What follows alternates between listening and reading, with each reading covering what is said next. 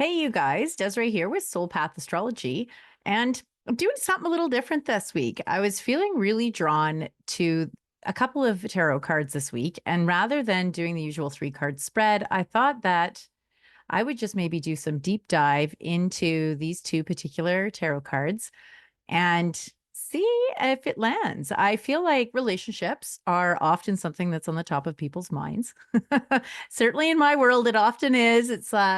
Yeah, for me, a lot of my growth, like the bulk of my growth, has come from my relationships, whether that's my romantic relationships, my relationships with my children, my relationships with my friends, my relationship with myself, my relationship with my inner children, and the one between my heart and my mind and with spirit, right? I mean, these have all been opportunities. They've all presented plethora of opportunities to have massive amounts of learning. Some of it's come really gently and others not so gentle.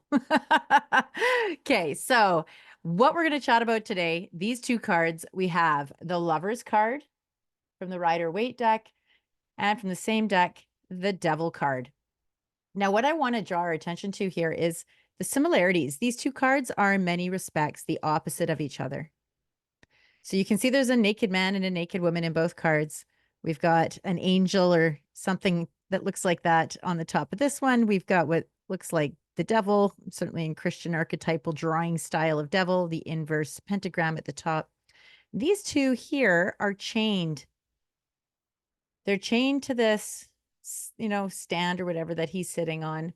And the pertinent thing I want to point out is the body language. So we have her arms are really closed, right? Like she's feeling defensive. And then he's reaching out to her, but he's kind of got his hand here on his hip, like, well, whatever.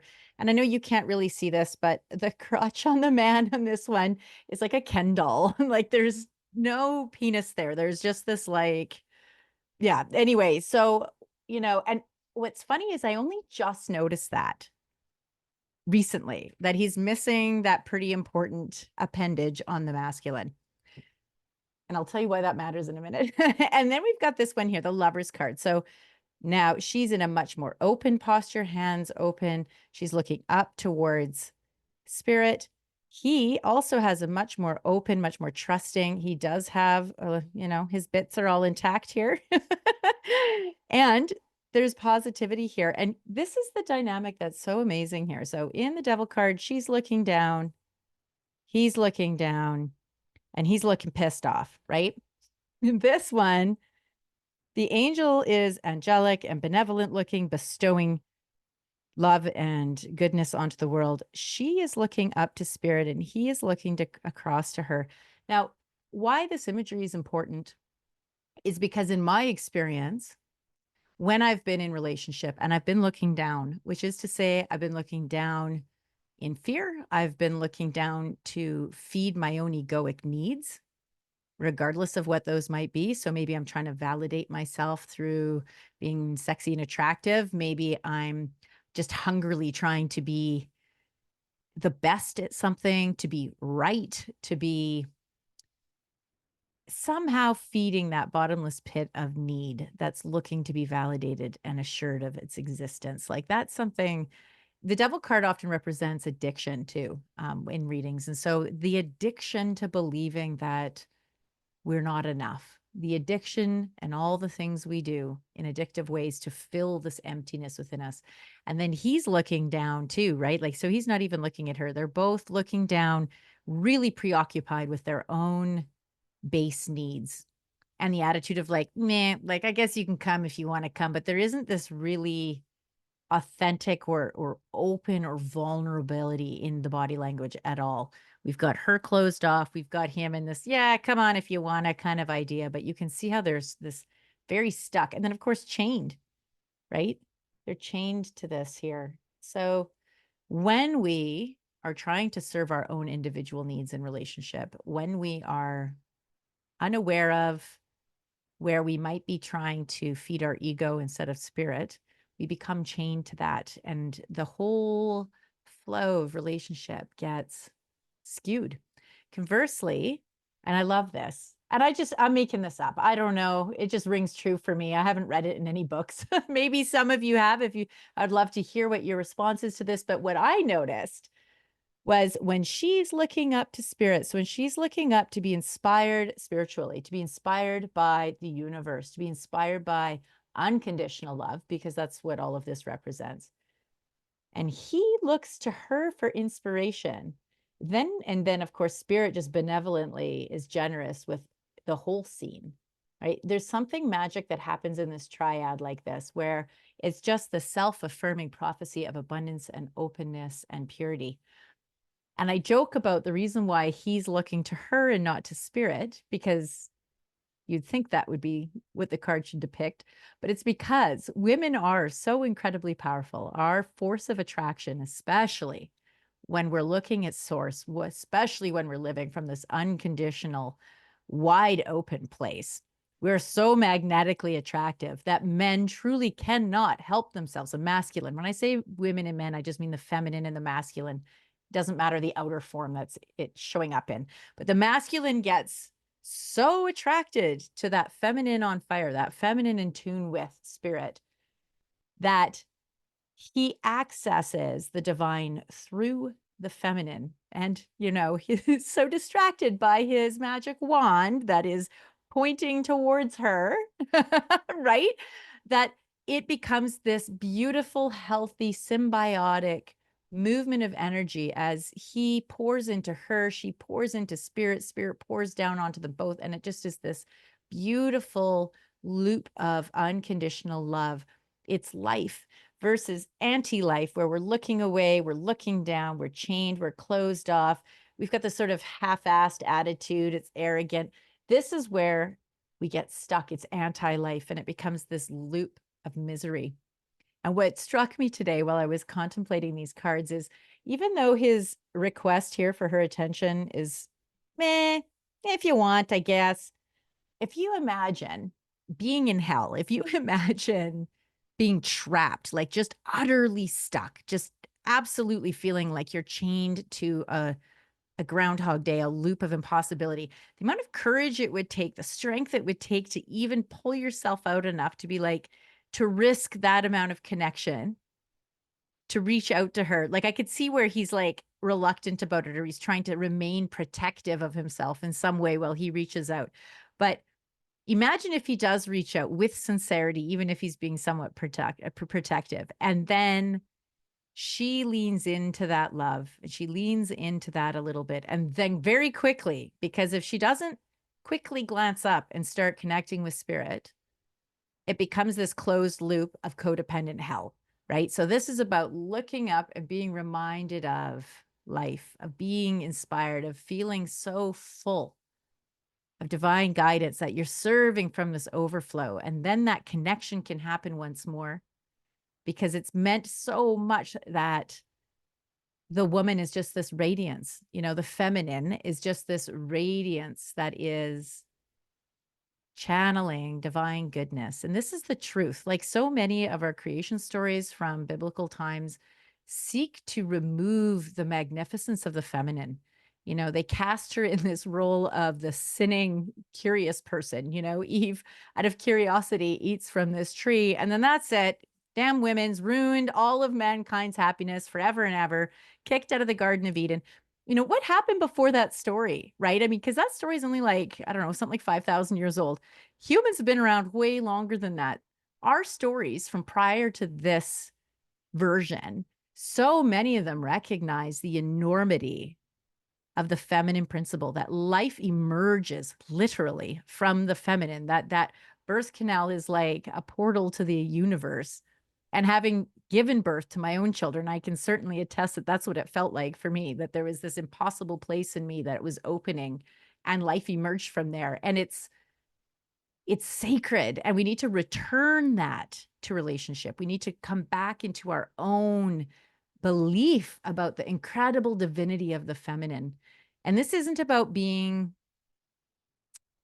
like a,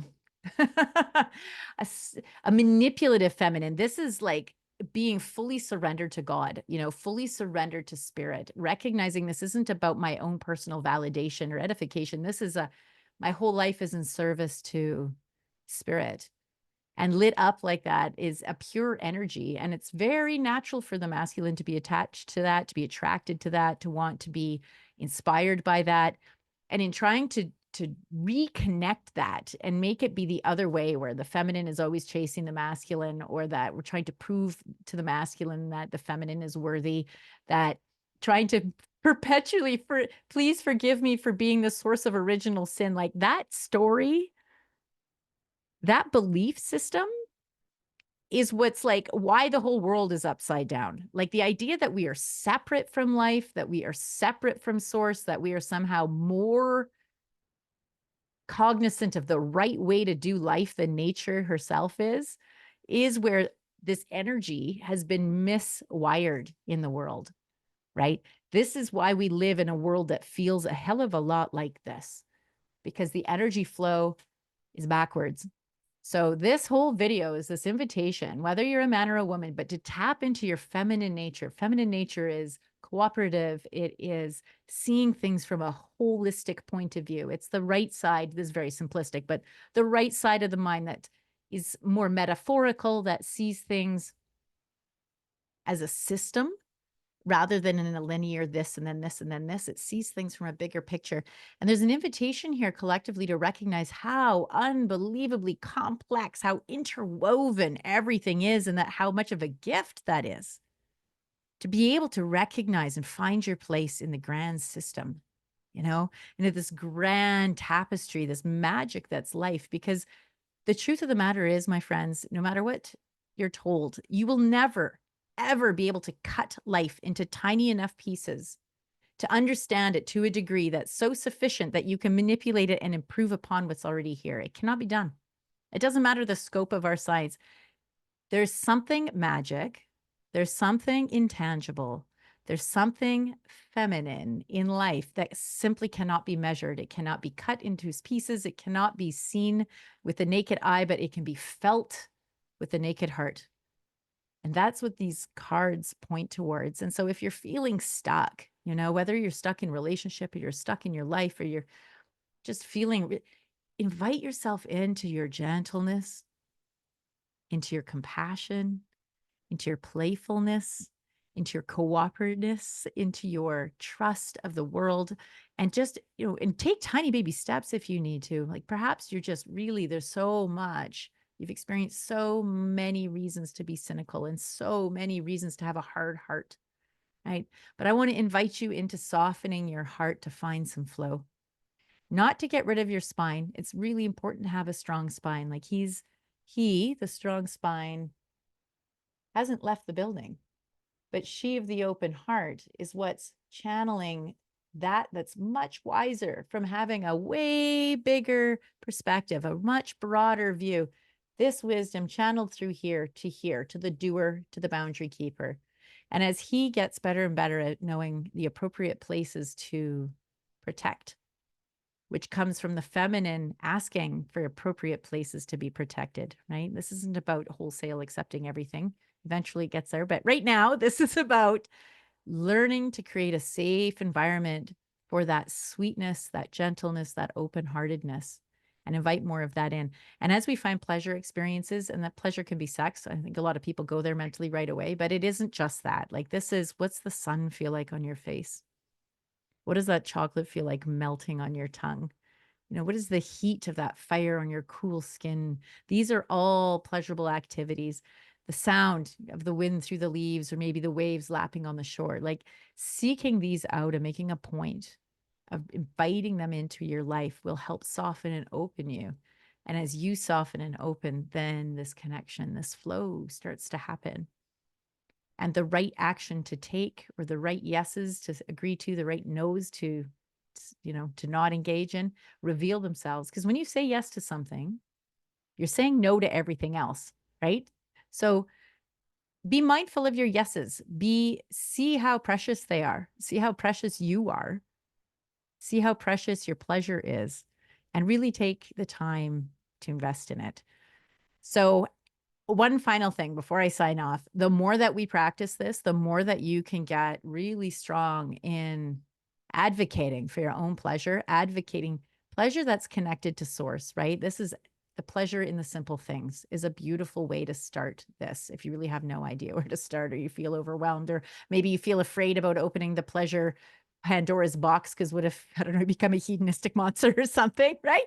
So start small and work your way up, because as you invite more of that into your own life, you'll find the people around you start resonating with that. And the people who aren't interested in seeing you soft and open and happy will simply fall away, or that inner spine of yours will ask them to move away, because you will no longer be tolerating anything less than being cared for and loved and celebrated, as you are loving, caring, and celebrating for yourself and those beautiful, simple things in nature.